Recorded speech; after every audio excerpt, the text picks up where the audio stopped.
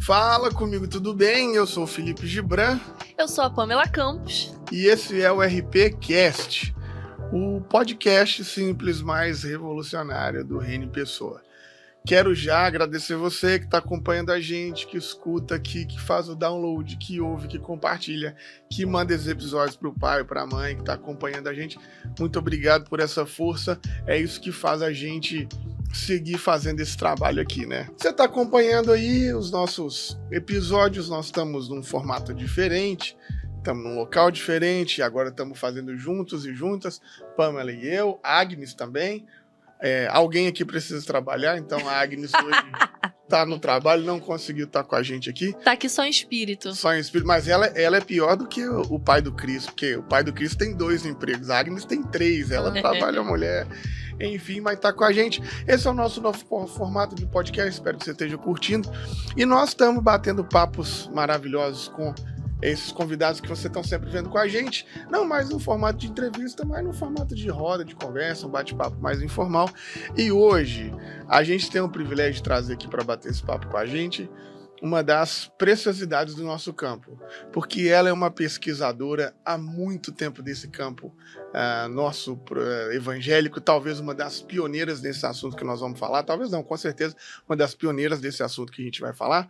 É uma grande pesquisadora desse campo e principalmente do que a gente vai dizer hoje, que é esse lado do campo evangélico com a subida no morro, do campo evangélico com os traficantes, do campo evangélico, da mudança da figura do campo evangélico. Então hoje eu tenho o privilégio de trazer aqui para a gente bater esse papo com a Cris Vital.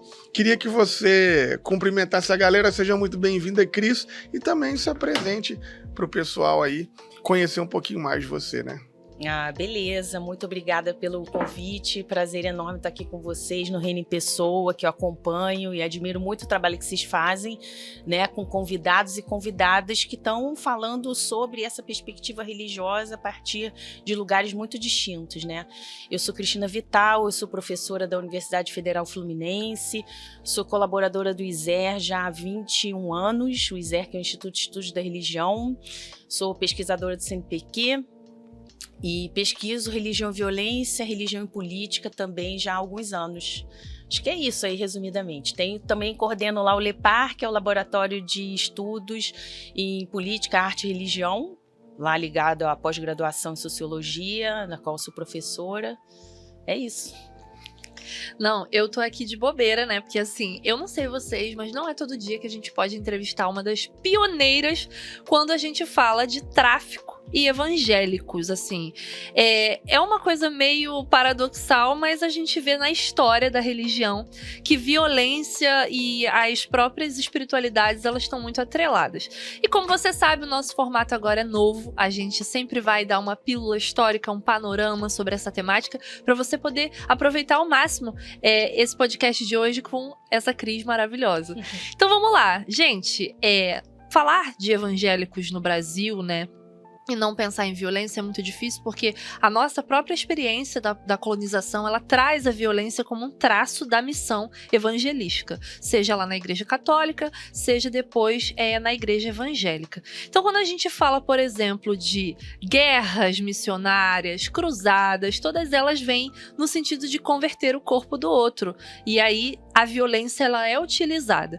E não poderia ser diferente quando a gente pensa no contexto do nosso país atualmente. Eu estava conversando aqui com o Gibran, vocês com certeza já viram o filme Cidade de Deus, tem aquela fala fatídica do personagem Zé Pequeno, que ele deixa, né, de se chamar Dadinho e vira Zé Pequeno, amando ali de um pai de santo.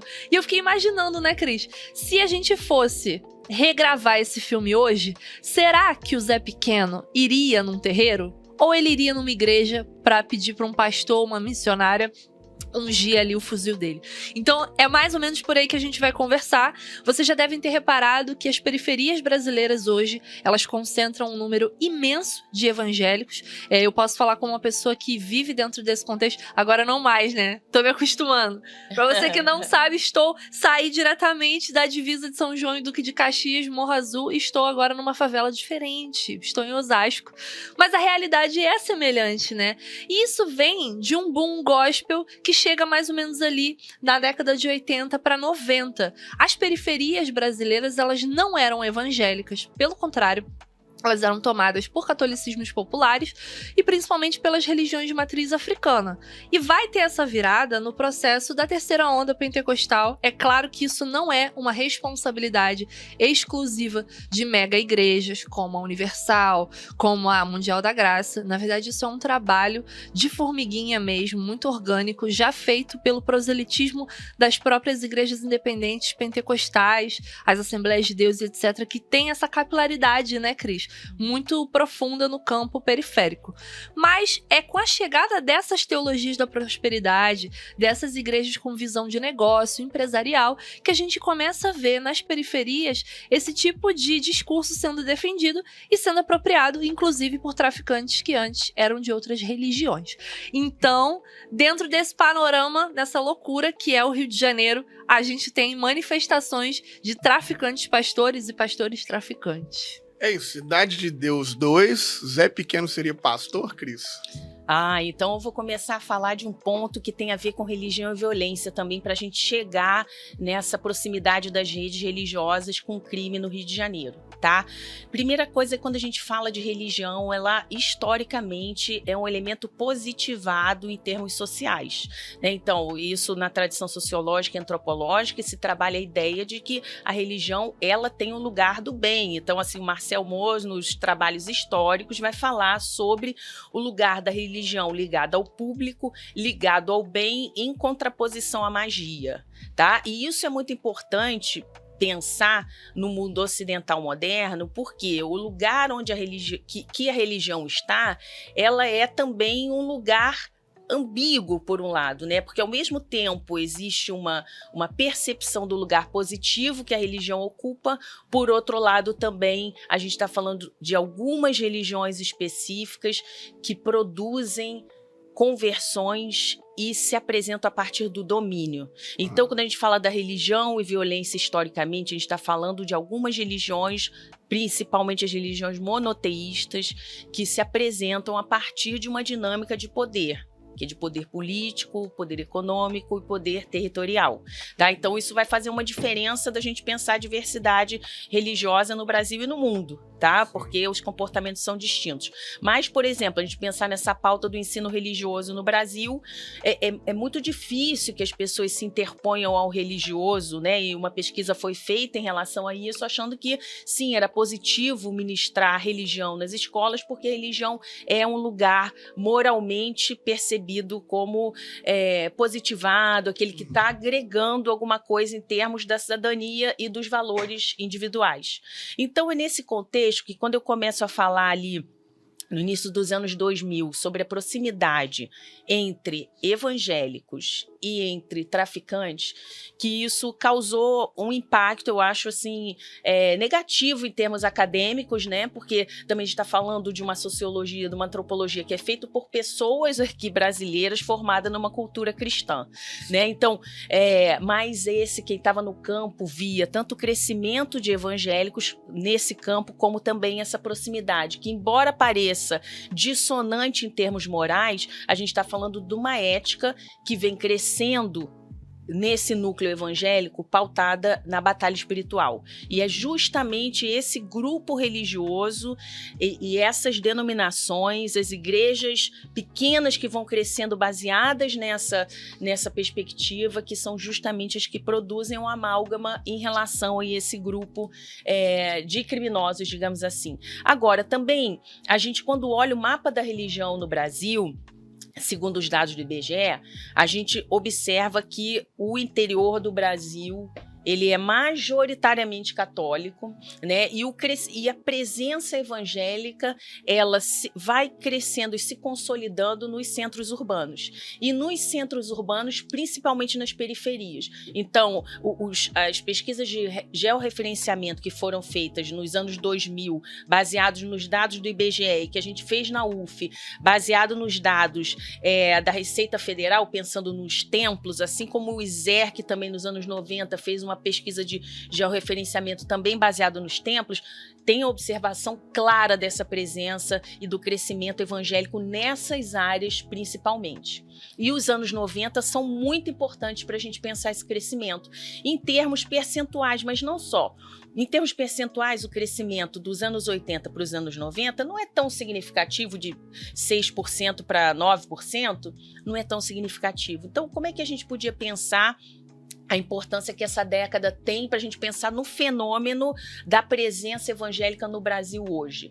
Presença na mídia, na economia, na política, tá? Era justamente aí. Não era o crescimento percentual necessariamente, mas o crescimento da presença evangélica nesses âmbitos da política institucional, do movimento social, que vai crescendo muito nos anos 2000, dá um boom, na mídia, tá? E pensando também no mainstream da cultura, tá? Então, esse crescimento na sociedade, sobretudo nos espaços urbanos, é o que, digamos assim, vai dar uma grande visibilidade a essa presença evangélica no Brasil. E o crescimento nas periferias, ele também é anunciado a partir do crescimento dos templos. Então, quando eu fiz um censo evangélico em Acari, nos anos 90, eu fui de rua e vielinha em vielinha contando todos os templos que existiam em Acari. Eita glória! Fotografando isso e registrando o nome, entrevistando as pessoas sempre que possível, né? Nos anos 2000, eu refiz esse censo com a favela, que também foi ampliada, né? Em termos do território da população, e tinha um crescimento observado ali com o censo, ou seja, de lugar em lugar, não é, digamos assim, um percentual, era o censo, de um crescimento de 50%. E se existiam 5 casas de Umbanda e de Candomblé, anos depois, na década seguinte, tinha, então, somente uma casa funcionando. E quando eu acabo o trabalho de campo em Acari, assim, para o doutorado, em 2009, já não tinha mais nenhum terreiro em funcionamento em Acari. No mesmo local. No mesmo local, tá? Então, assim, e a presença católica também, que foi diminuindo de modo impressionante, porque você tinha também uma dinâmica no catolicismo das irmandades, das freiras que ocupavam esses lugares. Não eram os padres que estavam nas periferias, né? Você tinha uma presença grande dessas irmandades que foram se retraindo em razão de uma série de questões ligadas à configuração não só do campo religioso, mas cultural também. A gente tem um decréscimo daqueles que se vinculam à Igreja Católica nesse sentido também, dos seminários e da formação de freiras. Isso é uma coisa muito importante da gente observar, que vai dificultando também esse enraizamento do catolicismo, né? Que antes ele avançava em relação a isso, né? E os leigos também menos mobilizados, e o crescimento na base aí evangélica vai produzindo uma mudança significativa. Isso tudo para dizer o seguinte: as favelas e periferias, tal como eu e várias outras pessoas trabalhamos, formam uma comunidade, mas elas são uma localidade em termos sociológicos, porque elas estão em evidente comunicação entre o que está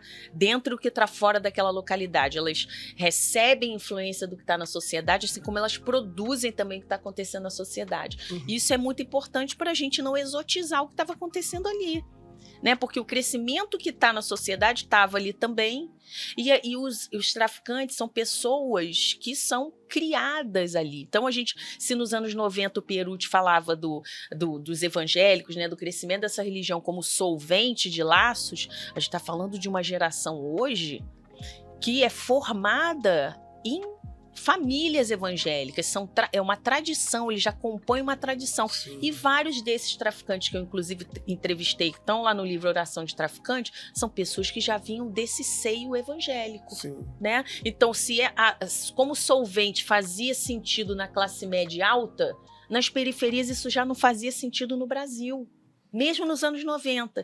E a nossa sociologia, fazendo, né, a nossa sociologia, que também está olhando a partir de um olhar ali da classe média, né, ilustrada, ou classe alta, deixou de ver muito esse movimento assim nessa base mais forte. Então, a proximidade ali dos traficantes se dá também porque eles são formados numa cultura, estão vivendo aqueles valores, né, e vão também ressignificando lógicas e valores. Não, o que você está falando é uma coisa assim.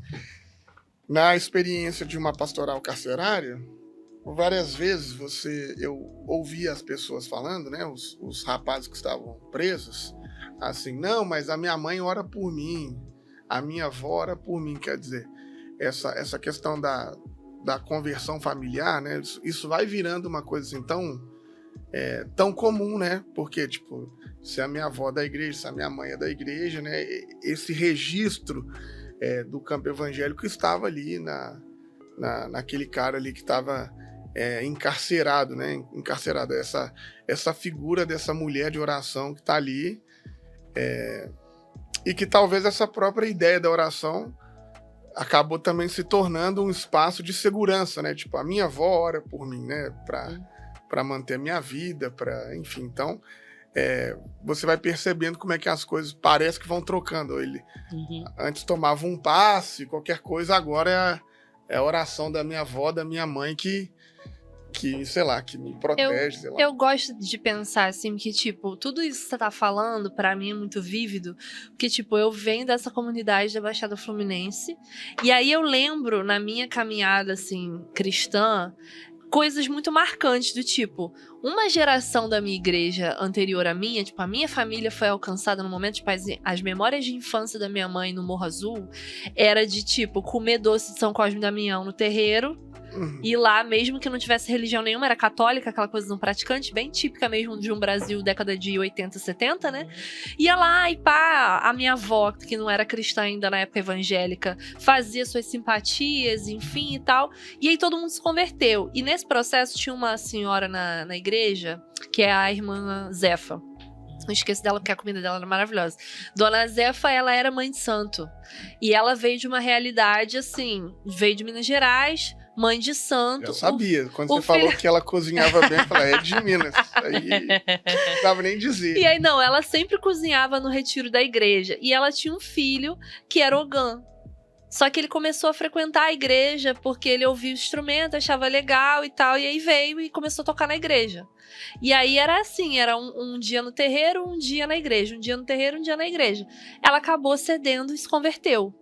E aí essa família dela, que é uma família de periferia, preta também, meu vizinho mora no Morro Bárbara Laís, toda agora é de evangélicos. E assim, nesse processo, você vê essas comunidades, assim, tipo, meus amigos, amigo de infância meu que se envolveu pro tráfico, que brincava comigo na igreja, assim, e que tava ali nessa realidade. Só que eu fiquei interessada, assim, de entender quando que deu essa virada de chave nessa possibilidade de ser traficante e evangélico e botar isso pra jogo, assim, dentro da própria iniciativa de dominar os territórios, porque, assim, eu não sei vocês, Gibrão, mas a gente é da época de que o pastor convidava ex-traficante pra dar testemunho. Tomei não sei quantos tiros, aí hoje eu tô aqui, Deus me libertou e tal, não sei o quê. E hoje você tem igrejas geridas por pastores que são abertamente traficantes.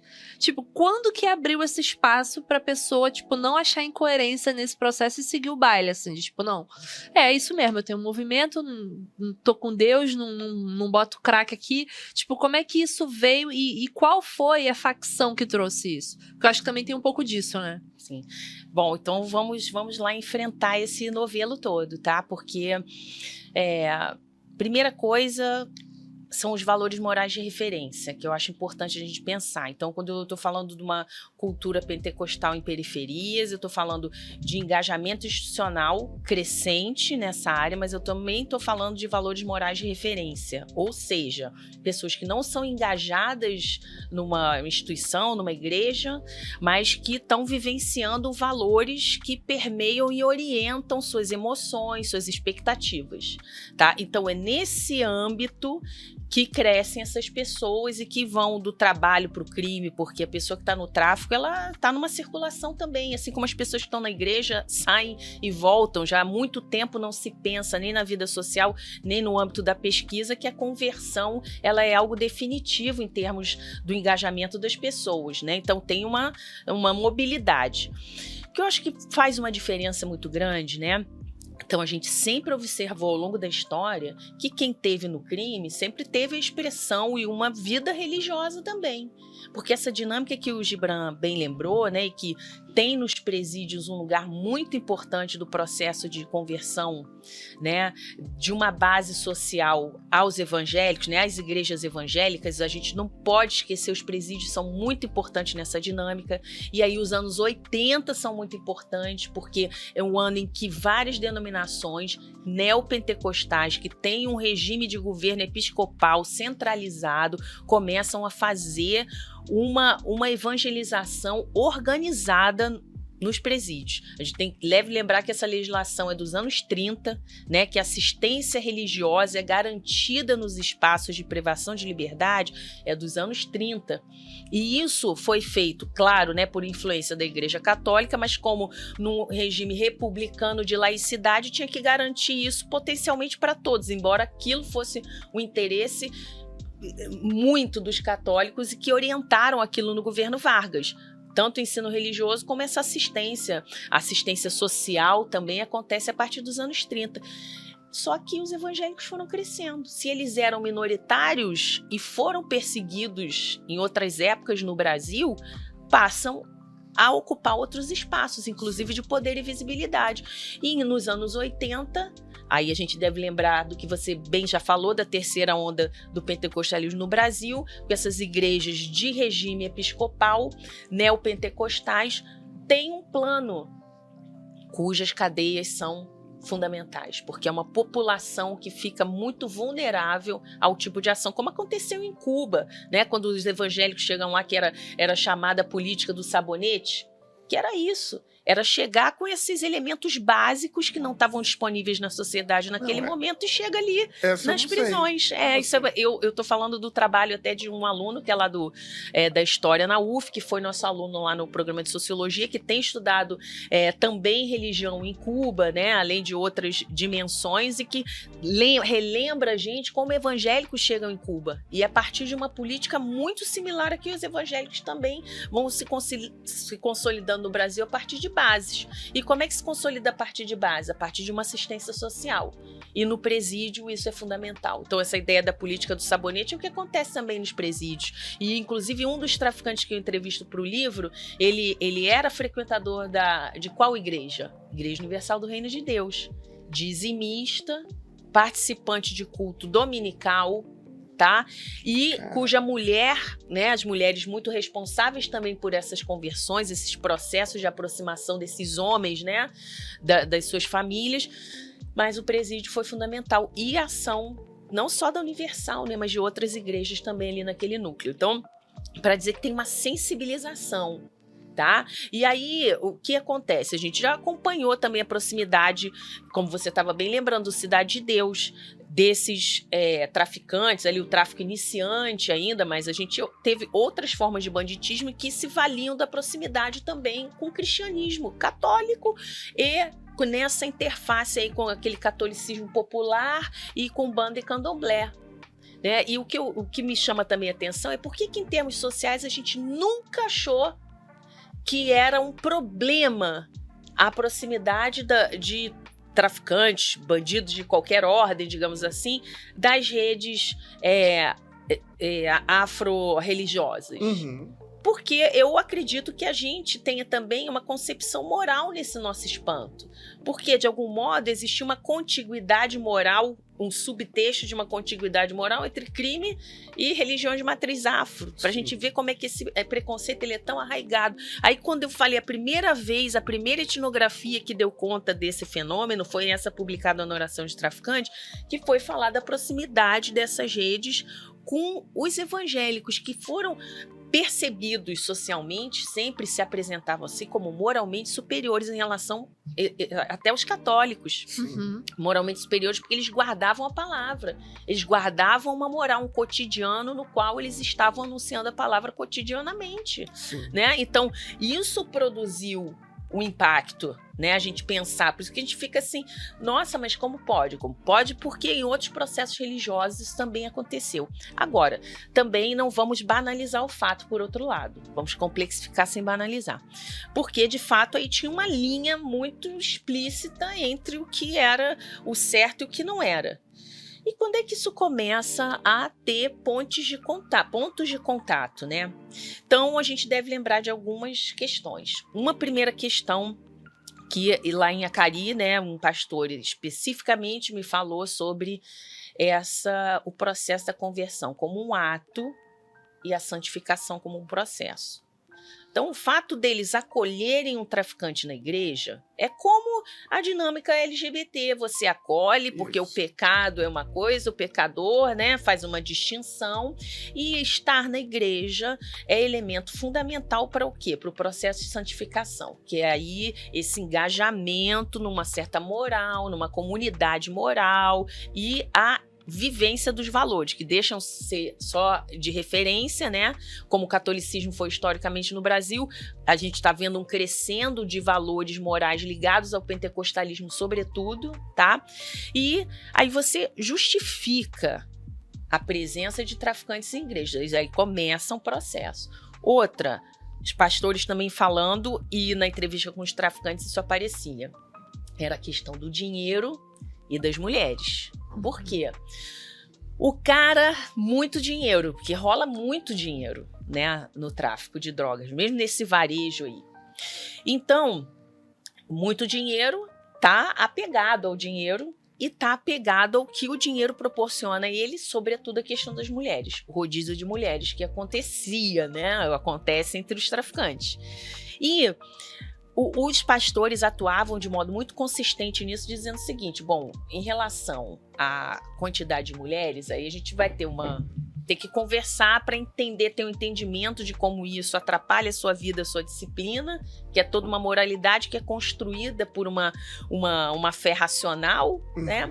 E por outro lado, a questão do dinheiro, aí é o que muita gente vai olhar dizendo assim, a lavagem de dinheiro, né? Que os pastores fazem ou orientam que seja feita, né, que são os traficantes comprarem lojas, na época, né, que era postos de gasolina, táxis, lojas de R$1,99, e a gente vê uma proliferação de pequenos comércios nas favelas hoje, mesmo de modo muito intenso, né? Então, a lavagem de dinheiro por um lado e a libertação a partir de uma fé racional desse elemento aí do feminino, né? Do feminino abundante e variado, tá? Concupiscências da carne. Isso, boa. Então, aí você já começa a produzir as condições de possibilidade para uma experiência religiosa que acolhe o traficante de um outro jeito. Você estava muito bem lembrando que a conversão dos traficantes, né, essa figura do ex-traficante, na dinâmica dos testemunhos, ela era muito valorizada, assim como a conversão das mães de santo, né, mães e pais de santo também.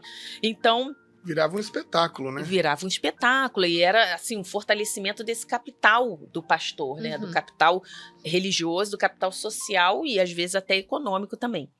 Agora, o que acontece? A gente foi vendo paulatinamente, então, uma convivência entre ter uma identidade que é religiosa e uma identidade e uma atividade, né, que é no crime. Vão compondo isso a partir de uma dinâmica da santificação como processo, né?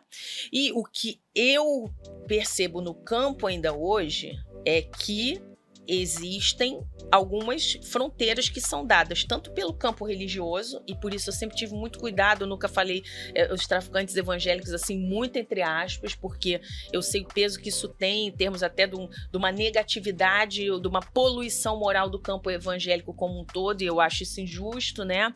Então, ter um cuidado, e isso vai sendo posto pelo campo também, né? Os evangélicos vão fazendo uma diferença entre você ser de fato evangélico e você estar no crime, né? Porque são pessoas que estão reduzindo o número de mortes, mas continuam matando.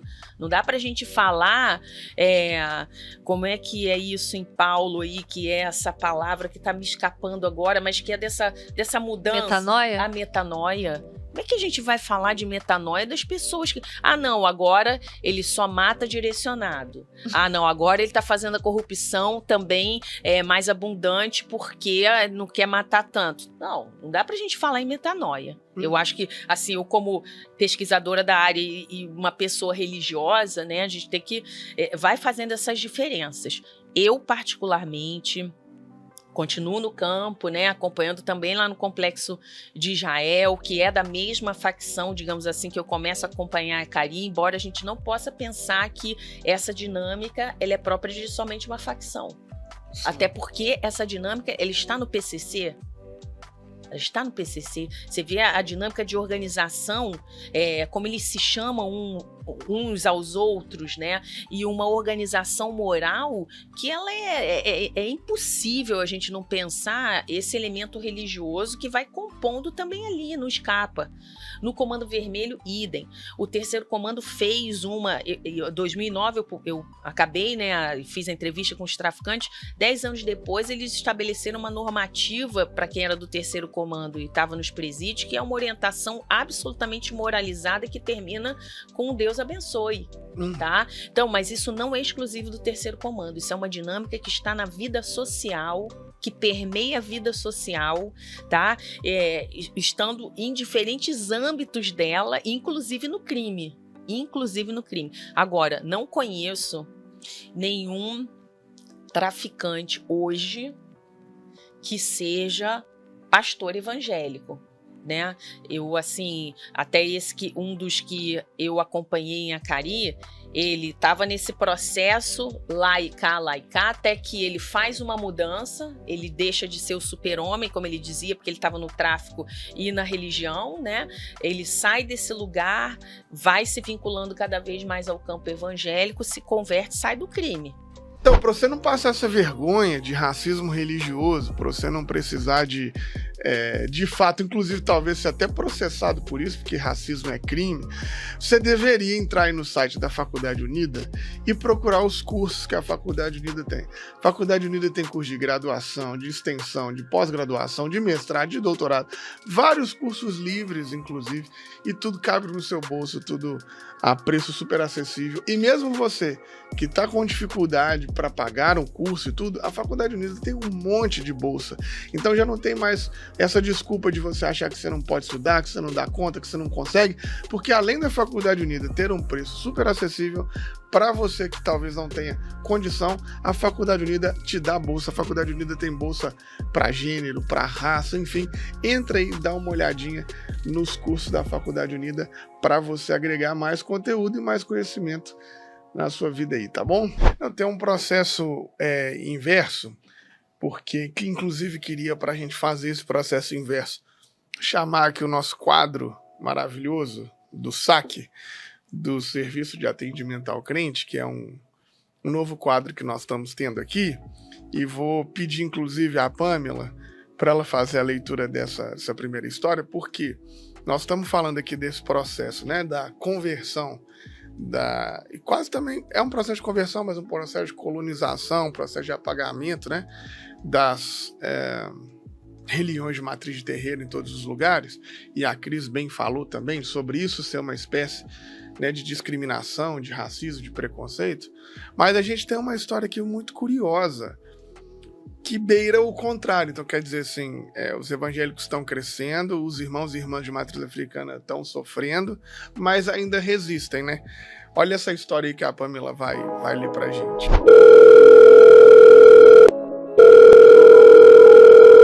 Serviço de atendimento ao crente.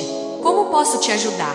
Gente, lembrando que o SAC, que é o Serviço de Atendimento ao Crente aqui do Reino em Pessoa, é um lugar que você também pode participar com a gente. É só mandar a sua história pro nosso e-mail, o reinoempessoa@gmail.com. Não precisa se identificar, mas se quiser pode. E vamos lá para essa história número 1 aqui. Minha filha se converteu ao candomblé. Fiquei louca achando que ela iria pro inferno. Orei muito para Deus resgatar. Fiquei triste por achar que estou perdendo minha filha. Agora ela me convidou para ir numa cerimônia de iniciação. Devo ir? Gente, babado, né? Pra você ver as coisas que tem. Olha, eu tô num momento da minha fé que eu já tive essa crise antes, há bastante tempo atrás. E hoje eu tô num relacionamento com uma pessoa que é de matriz africana. Então, eu entendo que eu sou uma pessoa que tô nesse campo evangélico. Tudo que eu faço, respira igreja, encontro com a galera de comunidade de fé. E por mais que o meu companheiro não seja, ele me acompanha e respeita a minha trajetória. Então seria muito hipócrita da nossa parte não se permitir acompanhar quem a gente ama nesse processo. Eu acho que a gente precisa desmistificar essa coisa até territorial, como a Cris falou, né? De, o fato de eu pisar num terreno que é o sagrado do outro, eu já tô ferindo a minha própria espiritualidade, a minha própria fé. O fato de eu concordar com a possibilidade da minha filha professar outra fé já mostra que eu tô sendo infiel? Eu acho que não, eu acho que a gente tem maturidade para dialogar, acho que pode ser inclusive um ponto de maior relacionamento com você e com a sua filha, quando ela entender que, independente do que eu tô fazendo, da minha escolha, da minha caminhada, que é pessoal, eu posso confiar na minha mãe, porque ela tá comigo. Mesmo não concordando, ela tá aqui me apoiando. Eu acho que é um caminho. E isso nos leva a esse ponto também do território, né? Porque eu acho que o que chocou pra galera que acompanhou esse negócio do tráfico e da religião evangélica é que a gente sabe que a nossa religião, infelizmente, é uma religião proselitista e muito combativa com as diferenças. Então, antes você tinha traficantes, sei lá, do candomblé e da umbanda, mas nunca houve um momento em que eles proibiram ter culto da sua religião na sua comunidade. Tanto é que as periferias se tornaram cada vez mais evangélicas. Só que agora, quando eles defendem esse posicionamento, eles combatem também a espiritualidade do outro. E aí, como é que fica isso, Cris? Já para encerrar, né? O nosso episódio. Maravilhoso a gente poder tocar nesse assunto. E a gente está gravando ainda no espírito da Semana de Combate à Intolerância Religiosa, né? Que é celebrado no Brasil desde 2007, no dia 21 de janeiro. E acho muito importante, porque o crime de intolerância religiosa, ele é interseccional, né? A gente tem uma questão de raça, tem uma questão de gênero, muito importante, e tem uma questão de classe território aí, né? Onde é que essa intolerância religiosa, essa violência que é física e não só moral, também ela acontece. É principalmente, de novo, nas periferias, é principalmente em relação às mulheres, é principalmente em relação aos LGBTs, aos homens gays do candomblé, tá? Então, e tem uma territorialidade. Eu acho que tá ficando feio demais. Eu acho que todas as campanhas que a gente vem acompanhando há 17 anos já, que se celebra esse dia de combate à intolerância religiosa, vão surtindo um efeito em termos das políticas públicas, da atenção do judiciário, né, que muito recentemente, a partir de 2022, começou a ter cursos, além de levantamento de estatística, mas também cursos de sensibilização dos juízes em relação a isso, porque a gente teve, por exemplo, aqui no Rio de Janeiro, 2015, a decisão de um juiz que disse que os vídeos que aconteciam, era uma ação, né, para retirada de alguns vídeos que estavam disponíveis no YouTube, de pastores fazendo o exorcismo de entidades do candomblé e da umbanda. É absurdo o negócio. Uma loucura. Só que a decisão do juiz, ela ainda piora a questão, porque ela decide pelo indeferimento da ação. Por quê? Porque as religiões de matriz africana não seriam religiões porque não tem livro. Porque religião é ter livro. Isso foi um juiz. Isso foi a decisão de um juiz, né? Então, assim, e aí várias, né, reflexões e ações e mobilizações acontecem a partir disso também. Então, eu vejo, assim, com positividade o crescimento, né, nesses 17 anos da consciência em relação a isso, porque não tem democracia que se sustente, não tem laicidade que se sustente com extremismos vários, né, inclusive o religioso.